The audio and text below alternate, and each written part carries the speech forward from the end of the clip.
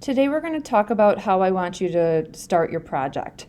So if you are doing your drawing for your clay slab, I want you to make sure that you are labeling it as well. So here's an example of a project that I would be making if my theme was I drink coffee every day, or something about my personality was really the love of coffee.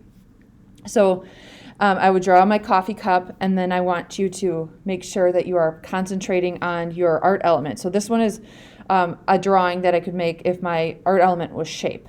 So the shape of the coffee cup. So on the coffee cup then, I would make sure that I have all of my stuff labeled. So I'd applique some cream at the top. I'd incise maybe the lines on the side. The piercing could be just the hole in the handle. And then the carving, maybe I'd carve out this area so it looks like it goes into the cup. And I also could carve out polka dots. If I were to be doing line instead, I could change up my idea and do the same kind of theme with the coffee, but my art element would be line. So this is just how I could draw it differently. I'd still applique, maybe some steam. I'd carve it back in the cup so it looks like you can go into the cup. I'd pierce out the handle once again, and then I would make sure that I have all sorts of fun line incised onto the mug itself. Let's say instead my art element is texture. So you have to concentrate on those different textures. And remember, smooth can be a texture too. So it would be maybe the texture of the whipped cream, and then maybe there would be like a caramel drip.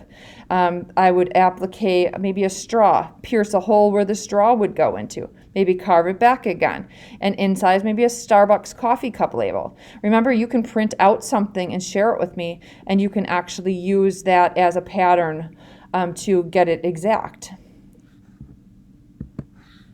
And lastly, another example of a different type of art element could be form, where I'd roll out a slab and actually score and slip it into a real cylinder, a cup that I could actually use. Maybe I would make a lid just like they have at the store. Maybe I'd put that appliqued little wrapper around the edge to keep my hands from getting too hot. I would applique on the lid, maybe pierce a hole so that I can drink from it. I would maybe carve out little decorations, incise the words, applique here. So I hope that you understand that I'm looking for you to draw a bunch of different ideas today. Take your last one and you're going to finalize it. I'm going to give you a little bit bigger of paper because the 7th grade sketchbooks this year are small. So on the bigger piece of paper, once you've gotten your idea okayed by me, you're going to draw it out really nice and large. And then I want to see you labeling it with the 4 techniques that you need to make sure that you have in order to get a proficient or advanced. So that's what we're going to go over today. We will watch a slab demo video tomorrow when we get our clay and our bins and our bags and all of the supplies we need to get started. So that's the assignment for class today.